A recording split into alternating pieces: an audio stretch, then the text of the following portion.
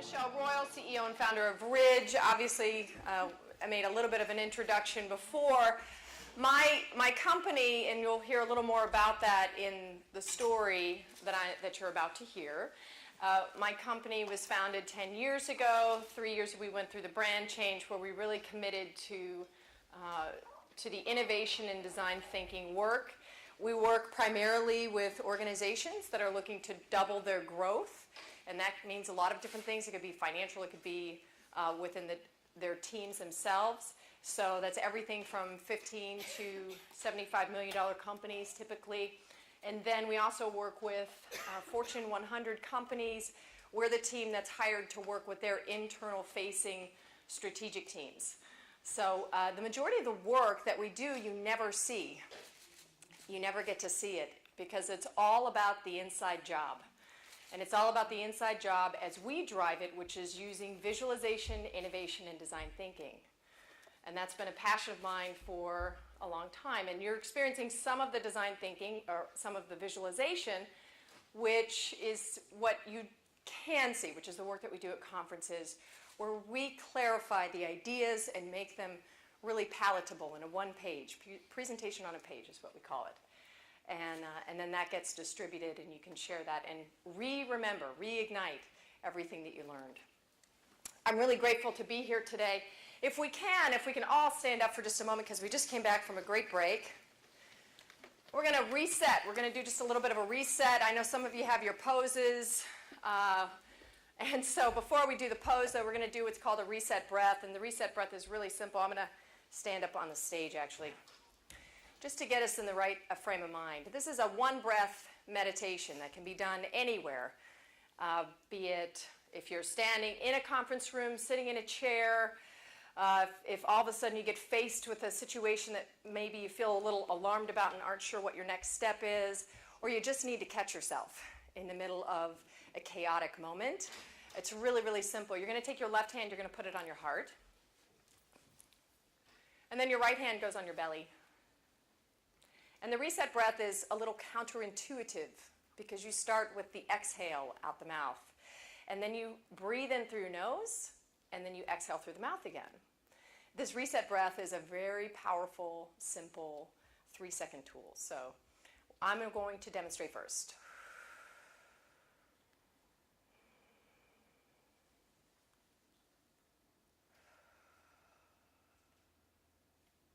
And then you breathe normal. Are you ready to join me? Okay, so start on the exhale. 3, 2, 1, exhale out the mouth. Breathe in through the nose. And exhale through the mouth again. And breathe normal. You might feel a little more centered, maybe a little more calm. Your mind might open up. Now, do your power pose. Okay, good. Good, good, good. Everyone have a seat.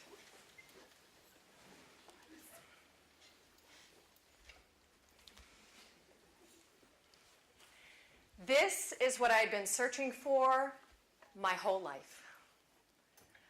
I'm sitting in a room with innovators and design thinkers in the grand ballroom of the Ritz-Carlton in Sarasota, and it was incredible. To my right, you're right, to my right is Clive Rue, who's the lead designer of Philips, and he's been demonstrating and illustrating all of the new mechanics that are going into these MRI machines that we now use today. And to my left is the lead designer for BMW, who is talking about how the interior of cars is being designed to mirror the interior of homes because 10 years from now, we're going to have a seamless experience where, as you all know, it's old news now. You can turn on your phone with your watch and turn on your car with your watch, and you can turn on your lights from your car, and you can do all kinds of stuff. Well, he was projecting that 10 years ago. And up on the stage is Tom Wujek. Tom Wujek is the Senior Innovation Evangelist for Autodesk. Now, Autodesk may not mean anything to you. Autodesk is a company that designs software, essentially that designs the world. So as you're walking into this building, it's a grand building, isn't it? Just beautiful. The designers, the architects who designed this building, designed it using a software that Autodesk created. That's the work that they do. And Tom was talking about design thinking and innovation processes and inspiration, and he was using all these visual tools, and it was magical, and I thought, this is it. Do you want to know what I found? Yes, right? I found my tribe. This is what I'd been looking for. This is what I'd been searching for. These people, this information. This is what got me on fire and turned me alive. Like, this was it. And this room of people, they were with me. And I'm sitting with them. Me. I just spent my last $200 to get the hotel room so that I could stay on site at the conference. I volunteered because I couldn't afford the conference fee, and that was the only way that I could get in to hear the information. I had no idea what I was going to experience. But wow, I didn't want to let it go, whatever was happening. And then something amazing happened, something incredible, something I think we all wish for. And a knock on the door of my heart happened. And there was an idea in the form of a question. What if? What if everybody in the world could experience the energy of this creative process? What if everybody in the world had access to this kind of knowledge, and it wasn't just big corporations designing stuff, which is really cool? What if? What if everybody knew their innovative capacity? And it was such a big question in such a big space, and it felt like a really big moment. And it was a moment that was charged with momentum. Now, I didn't know any better then. This was October 10th, 2006. I had just gotten divorced. I was working in a creative firm as a business developer, 3-person shop, selling logos and design work. Like, I just didn't know any better. And so I charged forth. I charged toward that what-if dream. I charged toward that very fuzzy, like that's really, really fuzzy. What if everybody in the world had what? Right? This experience. That's all I had. Now, I had a lot of energy, and I had a lot of gusto, and I was a little naive, and that probably served me really, really well. I'll tell you a few things that I did.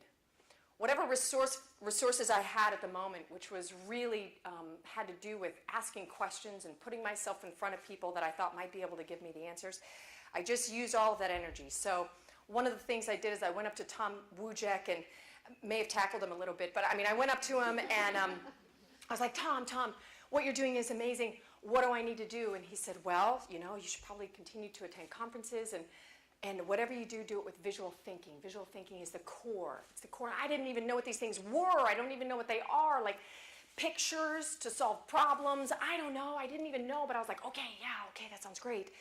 And then I just stayed in touch with them. In the next 2 years, magnificent things happened. Now, I'm not going to tell you that people didn't talk to me whenever I shared with them some of these ideas, and I was talking to some of my more traditional consultant friends at the time, and I said, well, I want to do innovation consulting, and it happens in businesses, and they make products, and they release them out into the world, and it's life-changing. And they look at me and they say, that's just not possible. You can't do that. You don't have the background or the experience. You don't have an MBA. You don't have XYZ. And for the most part, I was able to ignore them, which was great. Like, that was a great place to be.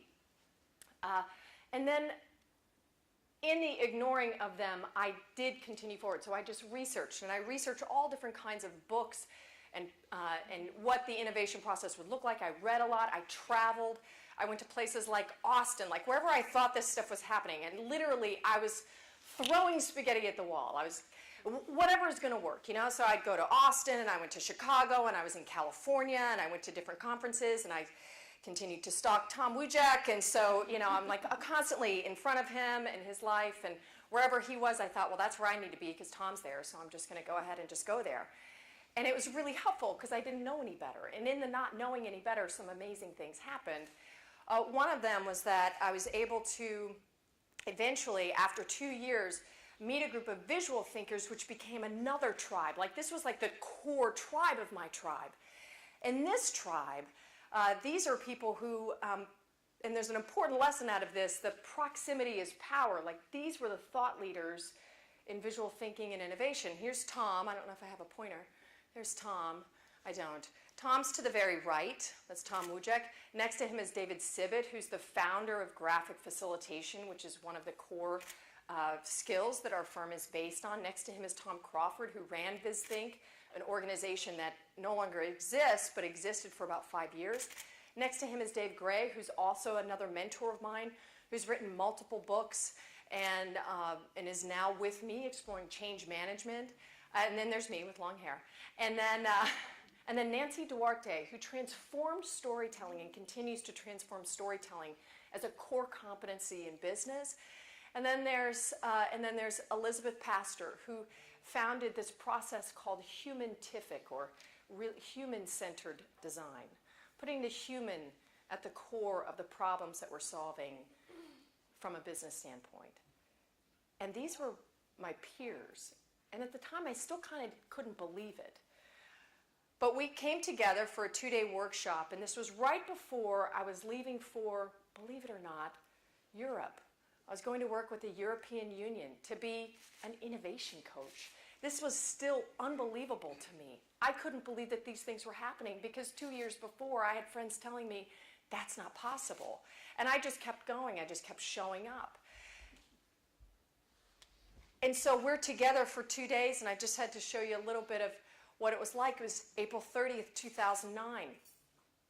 The next day I was flying to Europe to participate in this big European Union project, which was all about economic development and leading up. So like that what if is happening, right? It's all happening. It's so exciting.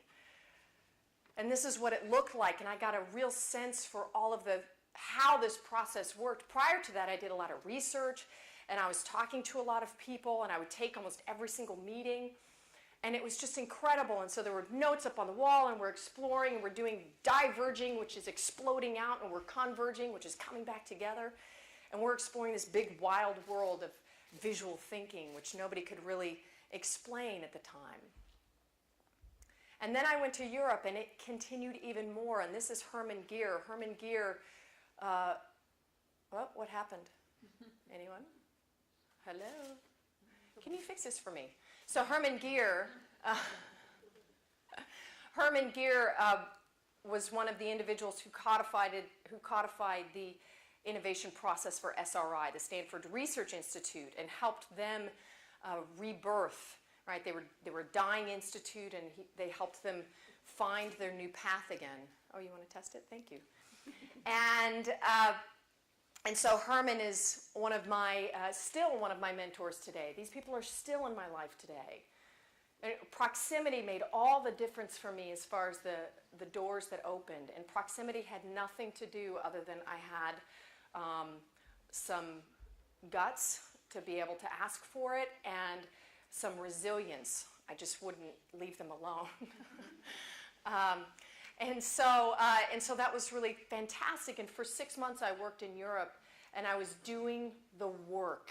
It was finally happening. I was doing the work. I was working with private businesses and public entities and creating public-private partnerships and developing IP and finding new opportunities and developing the capacities. Like, people were seeing all new insights about themselves, and I was doing the visual work, and it was awesome. And then I come back to the United States, and you're never going to guess what happened. Can you guess? No? Nobody? Nothing like... Huh? You got... She's like, you got sick. I got scared. I got really scared. There was a part of me that thought that was as good as it was ever going to get. There was a part of me that believed that there was only a certain amount of that left in the world. There was a part of me that started believing that what I should do is probably minimize the way that I felt about myself. And one of the biggest things that happened was that knock on the door of my heart. I just shut the door. Maybe not all the way, but I definitely shut the door almost completely shut, right? Like it was almost complete, like maybe a tiny crack. And that fear lasted for a good 3 years. I can say it honestly, I don't know that other people would think that it looked like fear.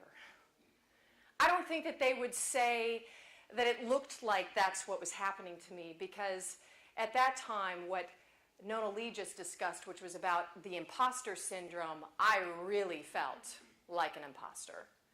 I thought, you guys are going to find out that I really don't know what I'm talking about. You're going to find out that I really don't know what I'm doing, and all hell is going to break loose, because this innovation thing, this is big. I mean, you invest in it, there's got to be a return, right? I mean, and things got really serious for me, and I started playing a much smaller game, much smaller. Interestingly, though, this is just a whole slide of different things. I traveled. I traveled on conferences, but I traveled with my husband. And I traveled following my husband's work. And that was not a decision that I think I was necessarily conscious about. It was just something that was happening. And it was happening because it was comfort. I was seeking a place that I felt comfortable. And I wasn't really comfortable being as big as I could be, because for me, the experience that I had in England, I was really kind of lonely. And I really didn't want to be lonely anymore. And so I sought the comfort of whatever he was doing. I thought, well, I'll just go along with that. And I was still working. I was still doing the important work or seeking. And there's some incredible things that happened during that three-year period of time. I met a few of the individuals in this room, as a matter of fact, who've been life-changing for me. I met a different set of mentors that I didn't know were mentors yet. You know, we all go through journeys in life where there's a rise and sometimes there's a fall. And for me, there's going to be a gift. There's a treasure. There's a treasure. There's a treasure in the grit. There's a treasure in the grind. And there's a treasure in the glory. It doesn't matter. It all happens. And so it didn't look like this is the IBM Smart Cities. Like, I'm at these wild, phenomenal conferences. I'm still surrounded. I stopped connecting to my mentors, though, completely. I stopped communicating with them. I stopped going where they were going. I stopped really taking myself seriously whenever I was talking with them, because for some reason, I don't know if I thought I should have arrived to a certain place. I'm not sure exactly what expectations that I had of myself. Whatever it was, though, I'm sure that I wasn't meeting them. And then I spent some time in 2012. I just gave it all up, and I thought, I'm going to give this innovation thing up, and I'm just going to draw. I'm a trained artist. I have 3 art degrees. Like, I'm just going to draw for a while. And I did that for a year. And in that time, there was a magical shift that happened. And I didn't realize it was a magical shift. Sometimes magic just is like on the undercurrent, right? And, then it rises out. And you're like, wah! A magical shift happened, though, and the magical shift was what I create and how I create has value. Raise your hand if you relate to this. Yes, okay. There you go, you relate to this. Yeah, 100%. 100% in. I love that, 100% in. Hi, Christina, good to see you. How many of you have been interested in something? It could be any sort of topic. And, I don't know, maybe you spend a month, maybe 2 months, maybe 10 years researching it before you actually take action on it or claim it. Anyone want to do that? Okay. That's a little bit of what I was doing, right? The first rule that we have to break, and Taryn and Nona Lee framed it so well for us. The first rules that we have to break are our own. And in the initial what if gift that I was given, there was powerful momentum, and I was skyrocketed forward. And when I stopped, when I held back, when I let fear drive that ship, it was a long, slow burn to get any momentum again. And I don't regret it. I don't regret it.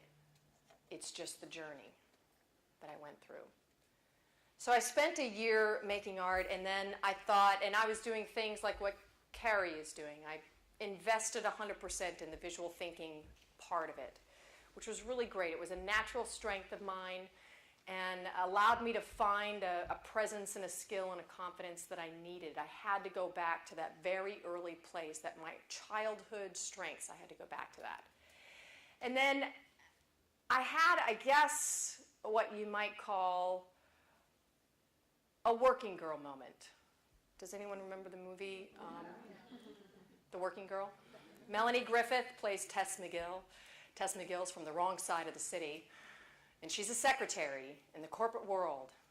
And she works for Sigourney Weaver, who plays, I can't remember Sigourney, her character's name, who's a hotshot stock analyst, right?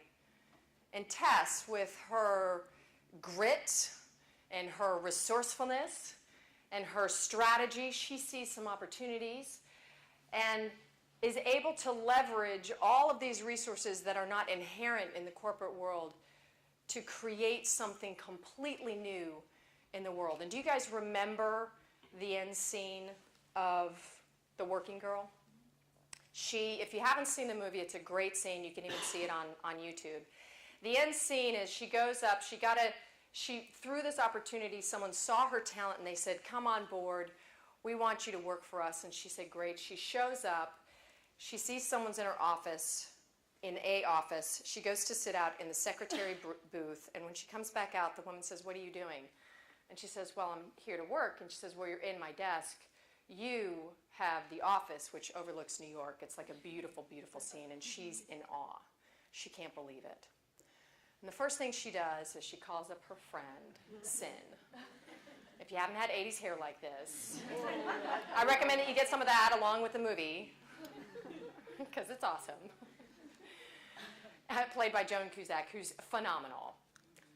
So the first thing she does, whenever she realizes that this is her opportunity that she won for herself, she calls her best friend. And the first thing that her best friend does is she cheers for her. She stands up just like this and she cheers for her and she says, she did it, she made it, she's in a corner office. Right? Like, that's awesome. And then this beautiful Carly Simon song plays, Let the River Run. Let the river run. I mean, it's glorious. So my working girl moment, when I decided to emerge from whatever cocoon I had been drawing in for the past previous years, happened at Tampa Bay Wave. And Tampa Bay Wave is an accelerator program for startups that I had been involved in and that Mary had been involved in. And they invited me to have an office space there, and we were there, and I say we, it was just me, we were there to help inspire a culture of innovation within the incubation space. And so the day I set it up, I put my desk out, which was a plastic table from my garage, and I pull up a chair, and I'm overlooking the Hillsborough River, and I put my feet up on the desk, and I play that song. And I thought, something different has to happen. And I was the one that needed to make it happen. And that was my working girl moment. And from that point forward, I had been working by myself, really struggling to trust any collaborations or partnerships. I was living in a lot of fear. I was very angry about other people's successes, and that needed to change. And so there was that shift. Now, two things happened simultaneously while in that very first year that I was at Tampa Bay Wave that became really important for me.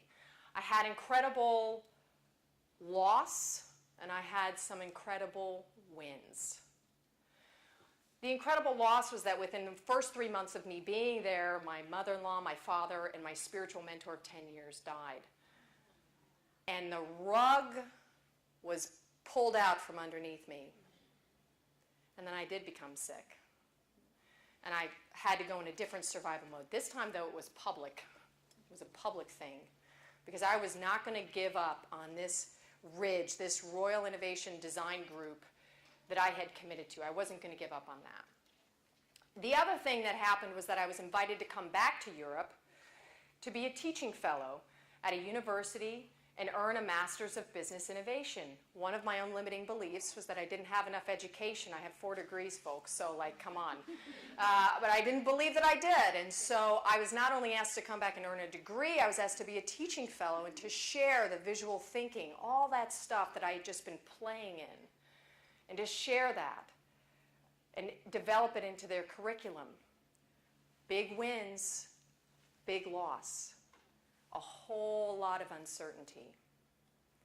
And all of that birthed out of that moment, that first moment of commitment where I put my feet up on the table. And I was like, this is it. It's happening here. Only this time I did things a little bit differently. And I did them a little bit differently because I had some insight. I had some 20/20 vision. One of the things that I did differently is I wasn't going to do this alone. And my journey up to that point had been alone for a very long time. Now, there's a cliche, it's lonely at the top, right? As humans, though, one of our core needs is for love and connection. That's one of our core needs.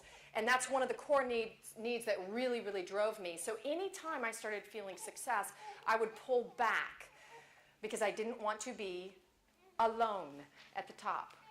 And so if I don't want to be alone at the top, do you know what I'm going to do? I'm going to bring people with me. That's what I'm going to do. And my very first hire was Luke, who's in the back of the room.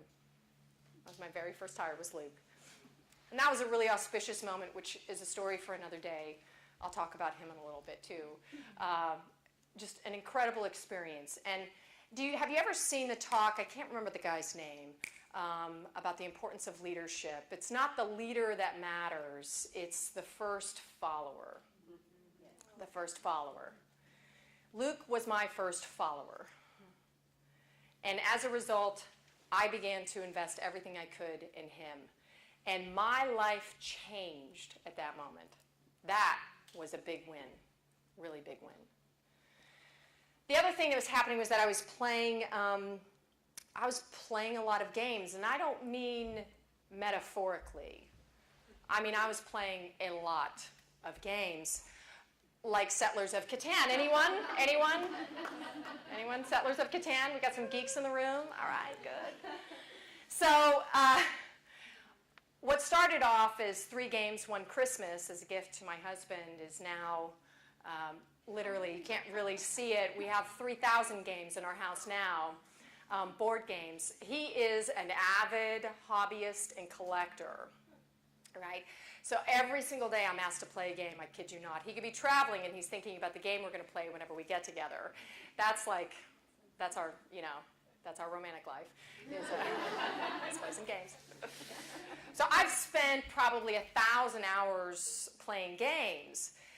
And I want to describe to you what happened through this process, because although I'm doing the work, right, the work is happening, RIDG is happening, I'm developing my team, I'm grieving and I'm healing and I'm trying to conquer the world at the same time, I'm also playing games with my husband a lot.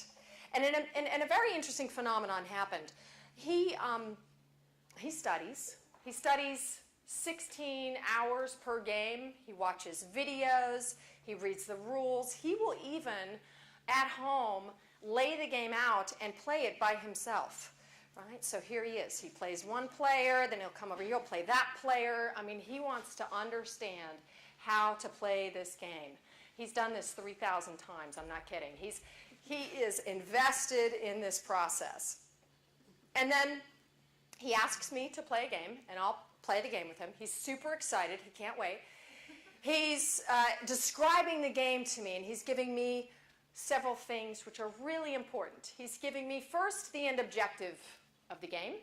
So what is it going to take to win the game? Then he goes over all of the rules. I mean, in detail. He likes to give me all the detailed rules to make sure that I don't say, hey, you didn't tell me that at a critical point. And then he talks about all of the resources. The resources are the multiple things that you can tap into, buy, engage with in order to win the game. And then he'll provide a couple of strategies. Like some people focus on only these resources in order to get to this end outcome, or some people do everything in order to get the final end big, whatever it is, point system, whatever it is. He's super excited. So he goes over that for 20 minutes. We sit down, we play the game. Okay, we're playing. And I mean, what do you think happens? You win. Okay, yes. 90% of the time, I win. Do you think it's because he's letting me win? Who said yes? You think it's because he's letting me win? It frustrates the heck out of him that I win every single time. It's a rolling joke. Like, if Peter wants to win, he needs to not play with Michelle, basically, because I do. I just win. And it was a fascinating social experiment. Because I work in the tech community. I work in the tech community where there's a lot of men. I work in the tech community where I'm a lot of times the only woman in the room. And for years, I was doubting myself. I would doubt what I had to offer, the knowledge I had, the experience I had, the approach I had, whatever it was. And I had so much doubt. And playing those games with Peter taught me something really important about myself, which is I can walk into any situation and in a matter of 20 minutes get a line of sight that allows me to know not only what strategy I'm going to employ, because there's multiple, which strategy I'm going to employ, how to commit to a slow win in order to get there, and then the process of following through. I almost always win. Now, I learn a lot in the process. I'm not saying that I'm awesome at everything. What I'm saying is that I learned a whole new level of confidence, because business many times is all about knowing your outcome. What are the general rules of the game? What are the resources that we have access to? And what could be the strategies that we put forward? These were things that I was not activating for so many years, and this was knowledge that I now had. If I need resources, then I know what questions to ask. If there's strategies, there's probably somebody else who has gotten it. And all of that, the momentum for this what if started to build as I got some more confidence. Has anyone seen the movie The Neverending Story? Yes, it's a beautiful film. There's this childlike empress, and the main character is a young boy named Bastian, who's bullied and ends up reading the book at the school and ends up in the attic, and there's storms. And do you remember, though, the critical moment at the end, what Bastian is supposed to do? Bastian, the world, Fantasia, is falling apart. The nothing is sweeping in and destroying it. And Bastian, all he has to do, the childlike empress says, all you have to do, you've already chosen it, all you have to do is to do the thing that you dream. You've already chosen my name. She's asking for him to give her a name. And she said, I know you've already chosen it. You just have to do what you dream. And he says, I can't. And she says, you must, or else Fantasia will be gone forever. And then it's stormy outside, and he throws open the windows of the attic, and there's rain falling all over, and he screams, Moonchild!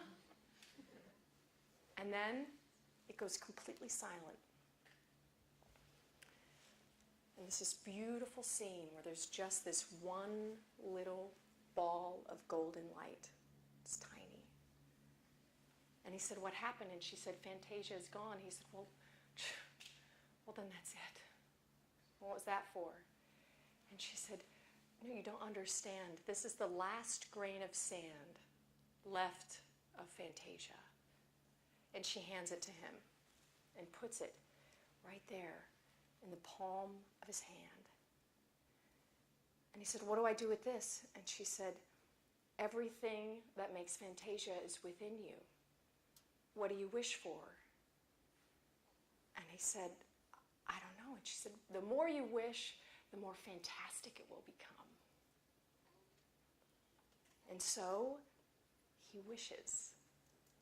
And the next scene is him on Falcor, which is this flying dragon dog thing. It's beautiful. How powerful is that? A tiny grain of sand. Elizabeth Gilbert wrote a book called Big Magic. You might know her from Eat, Pray, Love. Big Magic is about creativity and the power of ideas. And she said, ideas are energy. And they ping pong. They never die. They ping pong. And they'll go from person to person until they find a host that's going to wish it into life. And it takes cultivation and nurturing. And it's a phenomenal journey. But if you ignore that idea, it doesn't die. It just moves to somebody else. And that's kind of beautiful if we think about it. It's an incredible process. That means it's mine if I choose it. I had a moment like that, again. It was 6 months ago, and Luke and I are sitting up in the office, just like in the movie The Neverending Story. We had been talking about what really got me into the business. What was the core thing, that what-if question? And I said, this was the dream, and this is what I saw. And he looked at me in his childlike eyes, because he's a little younger than me, and he'll take it. And and the moment became very, very quiet, and he said, are you really ready to commit?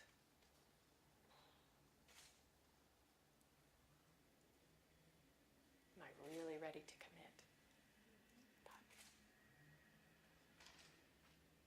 Yes. I named it, and I claimed it.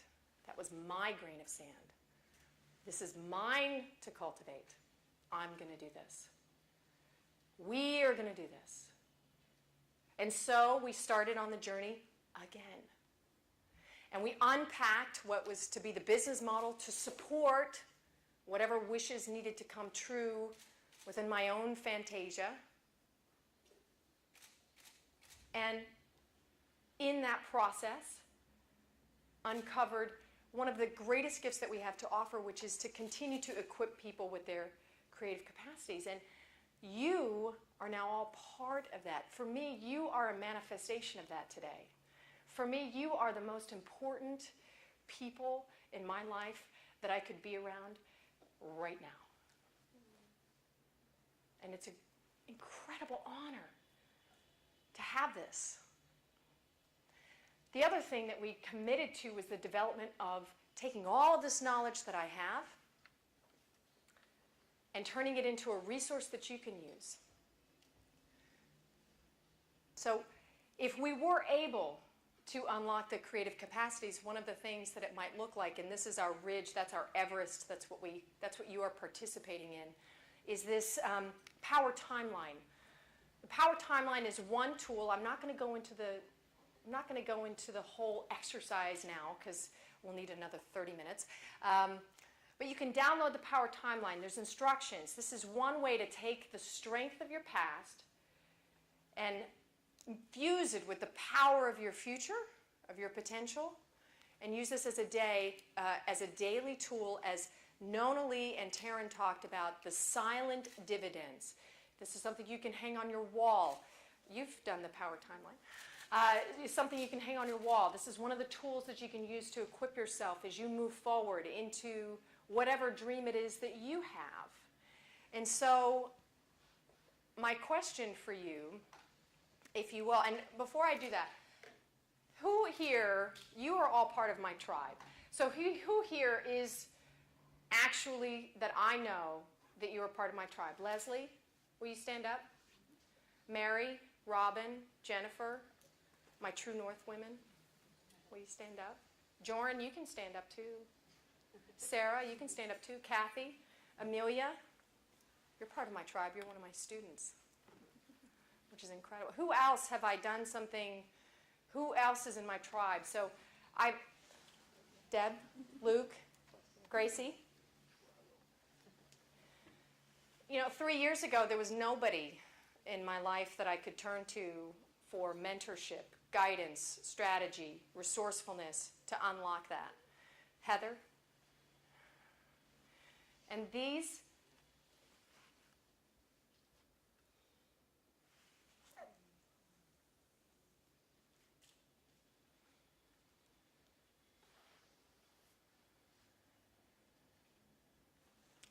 presencing, these incredible women continue to support me.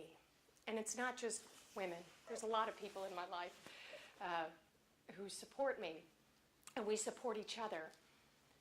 These are an extension, these women are an extension of my tribe, and I'm going to invite you now to become part of this tribe.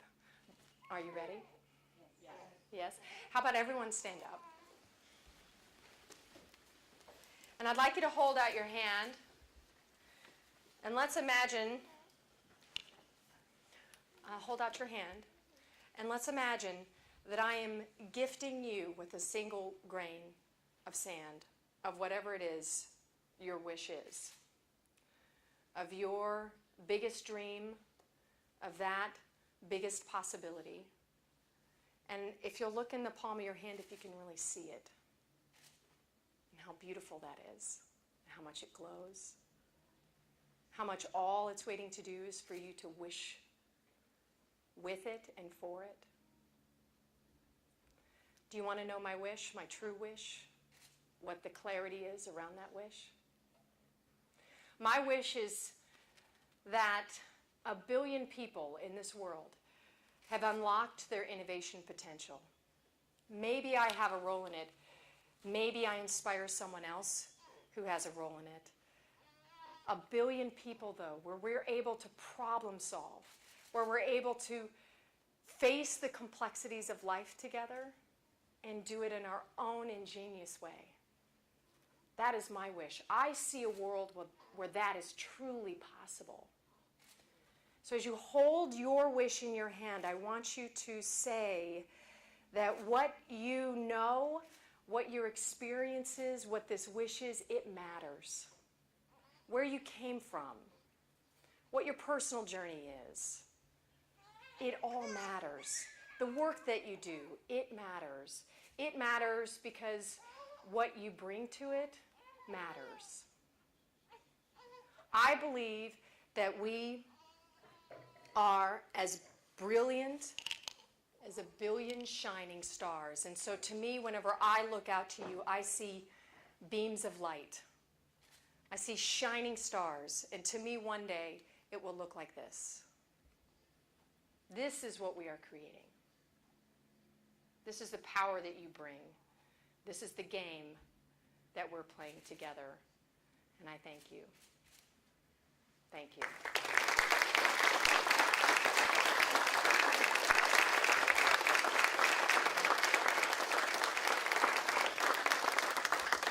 Thank you for the standing ovation. That was awesome. That was awesome. So I'm going to take a few questions, and then we're going to break for 30-ish minutes. Yeah, are we good? Yeah, we're good for that. Any questions? Cured! No. Solved! Yes? 3D. I'm pretty loud. Yeah. So 3 years ago, you didn't have all this. 3 years ago, I did not have all this. Right. What about 1.5 years ago? 1.5 years ago. Okay, how about a year ago? Even a year ago. A year ago, I thought I was going to close my business down. I had been, due to some of the grief and the lessons that I had to learn from that, which was instead of grieving, I charged forward to build my business. And I eventually ended up in the hospital for 5 days, which is really hard to do. That's really difficult to be forcibly in the hospital for 5 days. But I was, and it was due to an autoimmune disorder that was activated. And they told me I needed to reduce my stress. I thought they were crazy. Like, I don't know what you're talking about, stress. And so I started on a path of wholeness and wellness, where I meditate and I practice all different kinds of presencing and empowering myself. But the hospitalization and some of the impact of that, I was only able to work about 2 to 4 hours a day. And in May of last year, I thought I was going to close my business down. And I called up one of my coaches, one of my dear coaches, and said, oh, it's 11/11, which means it's time to be grateful for something. So I'm grateful to share this story. One of my coaches and said, I need you to help me close the business down with dignity and grace and in a way that's going to allow me to move forward. And she did what's called a turnaround, which she said, is that true?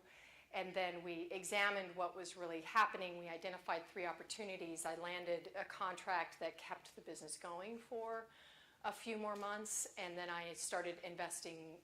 Well, I already had, but I showed up for some training, some critical training, strategy training that helped out tremendously. So a year ago, the Tampa Bay Wave, whenever I say that they were a place that allowed me, gave me the space to be able to go through that whole experience and not have to give up. And that's where I was. That was the physical incubator space that I was that allowed all of that possible.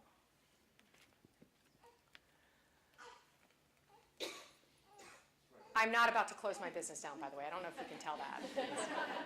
That is not happening. I have a team of 5 people now, and it's just continues to grow. It's not incredible. It's the activation of all of the knowledge in a very meaningful, congruent, committed way. That's the power of being very clear about the what if. Any other? Yes, Leslie. Why do you think presence is taken? We see presence now described in Harvard Business Review as a business practice. Why do you think presence is now becoming so important? What is it that's helping us? What is it changing for us? So presence is not, my experience is that presence is not something that requires a lot of time. We don't need to invest hours to get present. Presence is something that can happen instantaneously. What else can happen instantaneously? What's the opposite of presence? Absence, tuning out, distraction, right? Sometimes we want to be distracted. Sometimes we are forced in distraction because whatever is happening around us is just too chaotic. So presencing is a way, for me, it's a management tool. It's a self-management tool to be able to allow myself to be here right now in this moment, even if I'm verklempt, right? Or having an emotional moment to allow myself to fully be present in that moment because there's something incredible happening. And there is a friend of mine, we were having a conversation about the power of whenever you meet somebody that you want to play with. And you're like, man, I want to hang out in their world and I want to have them hang out in my world. And there's my world and there's your world, right? Together, though, we make a third world where something else, something new can be created. And presencing allows that third world to be seen, explored, fully activated, fully resourced, because we don't know what's in that third world. It can actually be very fun. So to me, that's, in the work that we do, presencing allows for that emergence of that third world to happen. We've done a lot of presencing together, Leslie and I, over the years. Any other questions? You can ask me anything. Yes. So I'm currently in transition and been for about 5 months now. And, I'm told I'm doing all the right thing. I'm in networking, events like this, getting out there, everything. And one of the things I had hoped for this was to kind of get a little rejuvenation, because no matter what you do and, focus and visualize and all that, there's still some days when you're like, this sucks. And I'm in a pouty mood. Right. So, kind of with your experience and what you went through and the roller coaster ride you've had, what would you say or tell folks like me, or advise or kick in the butt to keep going, or to, take another route or inspiration? I don't even know what I'm asking. I might. So, do you want to come up here? Because I want to ask you a question. Can you come here? It's okay. It's okay. Yes. How goes it? So, because I met you once before, but it's been a long time, Rebecca. Hi. Thank you for your beautiful, vulnerable, and incredible question. Oh, thank you. Yes. Because it's tough whenever we're on the journey and we feel like the journey isn't taking us to where we want to go. Yeah, that's really hard. So, so my question to you would be, who are you becoming? When you look out in the world, who is it that you admire and that you are really striving to be? Is this an actual, Could be an actual person, or it could be an attribute or a characteristic.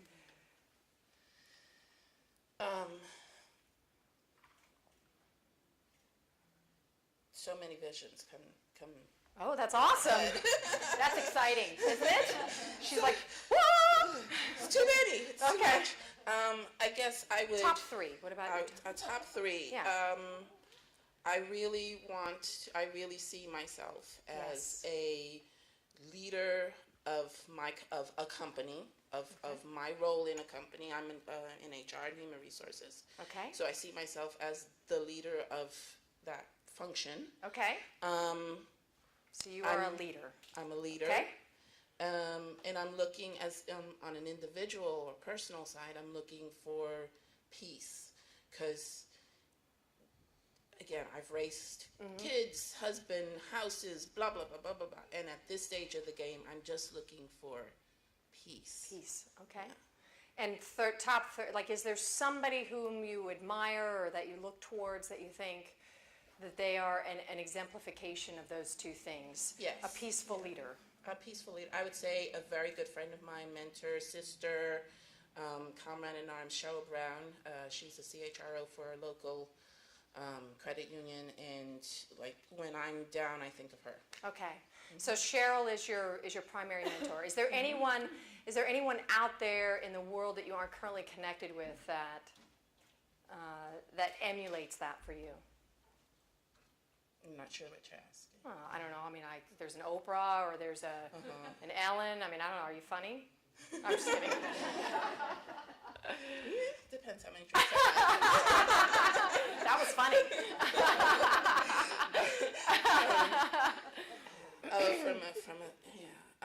Actually, I love the Madonna.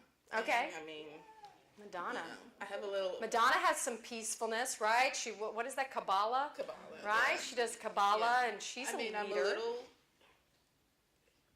I'm a little disruptive and rebellious. We talked about. All that. right. So I like, I'm not your typical HR person. Oh! There we go. So there was a moment in my story where I realized what I create and how I create it matters. And then it became my job. One of the things that happened was I felt a little bit like an alien. I didn't know how to communicate the value that I had to bring to the world. And so my job became to both honor what I had to bring and then to learn how to communicate that in a way that other people could understand, which would mean to connect with them. Mm-hmm. You seem like a really great connector. I tried. Yeah. So it's about aligning that in, first of all, on a daily basis, put yourself in that leadership, peaceful state with that little bit of Madonna, Maverick, whatever it is, kick that you got going on, and then go out in the world and meet people where they are in every opportunity, there's every single opportunity is an opportunity to be of service. Every meeting is an opportunity to be of service. Every meeting is an opportunity where something, that third world, can be created, and then something new can emerge. And ask where you're supposed to, I mean, I don't know if you spiritually, that sounds like a spiritual question, but where are these leadership? Because it might be that you have a very defined rule box as far as what the work looks like, and maybe the work looks like something different. The world of work is changing, isn't it? Right. Oh, every day. And you're a maverick. You might be able to help change that, right? You might be able to go with that flow, right? So whatever that purpose is, that's what I would take with you. I would let that pull you forward as you move forward in your life. Does that help? Does anyone else have that question? I mean, was that helpful? Yeah. Was that helpful? Yes. Okay. You're welcome. Thank you for being brave. Yay.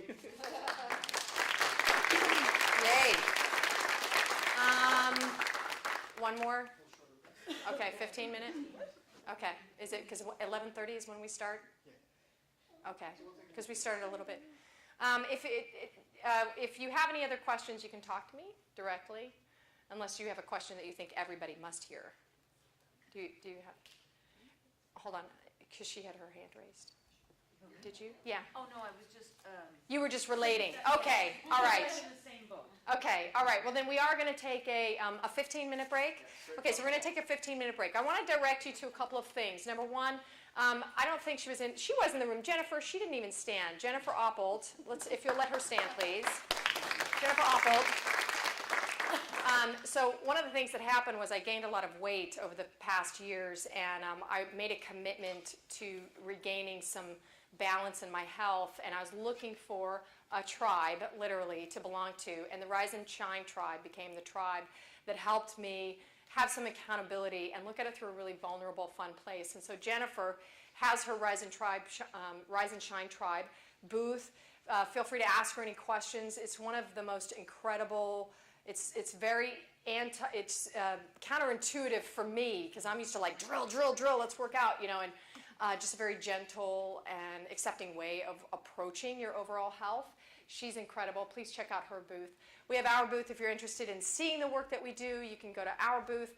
And I do have to make a shout out to the Rock Shop, which is a jewelry store in St. Petersburg, because they loaned me my jewelry for today, which is incredible. And so if you're interested in them, you can take a card. It's on our booth table. So please check that out. We're going to take 15 minutes, coming back with our phenomenal panel. Thank you.